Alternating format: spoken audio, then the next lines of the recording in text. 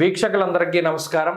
జనవరి నెల 19వ తారీఖు లగాయతు జనవరి 25వ తారీఖు వరకు ఉండేటువంటి గ్రహగతుల ఆధారంగా ద్వాదశ రాశుల వారికి ఈ వారం ఏ విధమైనటువంటి శుభాశుభ ఫలితాలు కలగబోతున్నాయో ఈ కార్యక్రమం ద్వారా తెలుసుకుందాం. వృశ్చిక రాశి వారికి ఈ వారం మిశ్రమమైనటువంటి ఫలితాలు గోచరిస్తూ ఉన్నాయి. ప్రత్యేకించి ఈ రాశి వారికి చతుర్థ స్థానమందు శుక్రుడు యోగిస్తూ ఉన్నారు. రెండవ స్థానమందు బుధుడు యోగిస్తూ ఉన్నారు. తృతీయ స్థానమందు రవి యోగిస్తూ ఉన్నారు. జన్మరాశి యందు చంద్రుడు. అంటే ఇక్కడ విచిత్రాన్ని గమనించండి. 1, 2, 3, 4 స్థానాల్లో వరుసగా 4 గ్రహాలు యోగిస్తూ ఉన్నాయి. ఇది ఒక అద్భుతమైనటువంటి యోగము.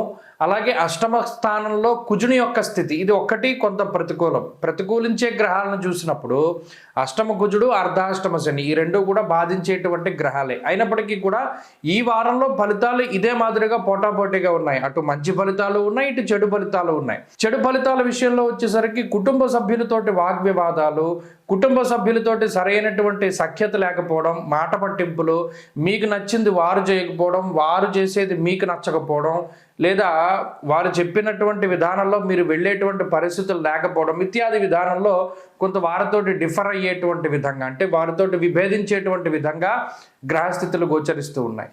ప్రత్యేకించి ఈ వారంలో ఉన్న గ్రహస్థితి కుటుంబ పరంగా మాత్రమే ఎక్కువ ఇబ్బందుల్ని కలిగిస్తూ ఉన్నది. అష్టమంలో ఉండేటువంటి కుజుడు స్థాననాశం రుణచ్ఛేద అష్టమస్తే ధరాసుతే, అంటే ఉన్న స్థానాన్ని వదిలిపెట్టి వేరే స్థానానికి వెళ్ళేటువంటి విధంగా కూడా ఇది ప్రోత్సహిస్తూ ఉన్నది.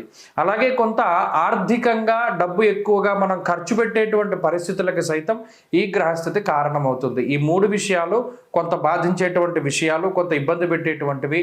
ఇక అటు జన్మ, ద్వితీయ, తృతీయ, చతుర్థ స్థానాల్లో యోగించేటువంటి గ్రహాలు ఎప్పటికప్పుడు ఎంత ఇబ్బందికర పరిస్థితులున్నా మీకు మంచే చేసేటువంటి విధంగా, అంటే ఏం జరిగినా అది మీకు మంచే జరిగినట్టు మనం అన్వయం చేసుకోవచ్చును. అటు రెండవ స్థానంలో బుధుడు ఏదైనా ఇబ్బంది వచ్చినా మీ మాట ద్వారా అక్కడ తప్పే ఉండదు. మీరు మాట్లాడే ధోరణిలో తప్పు లేదని మిగతా వాళ్ళందరూ చెప్తూ ఉంటారు. ఇక తృతీయంలో ఉన్నటువంటి రవిగ్రహం కూడా ఏం చేస్తూ ఉంటారు, మీకు ఆర్థికంగా కొద్దిగా ఒక దన్నులాగా ఆర్థికంగా గొప్పగా ఉపయోగపడేటువంటి గ్రహంగా రవి ఫలితాన్ని ఇస్తూ ఉంటారు. ఇక చతుర్థంలో ఉండే శుక్రుడు అటు మీ మిత్రుల యొక్క సహాయ సహకారాలని, లేదా కుటుంబంలోనే కొంతమంది వ్యక్తుల యొక్క సహాయతను కూడా మీకు సూచిస్తూ ఉన్నారు. అంటే అటు రాహు, కుజ, శనేశ్వర గ్రహాల వల్ల ఏదైతే డ్యామేజ్ ఈ వారంలో జరిగిందో దాని నుండి బయటపడేటువంటి విధంగా ఈ గ్రహస్థితి ప్రోత్సహిస్తూ ఉన్నది. కాబట్టి ఏదైనా ఒక చెడు జరిగితే దాని తర్వాత ఖచ్చితంగా మంచి చేసేటువంటి విధంగానే ఈ గ్రహస్థితి ద్వారా ఫలితాలు వస్తూ ఉన్నాయి.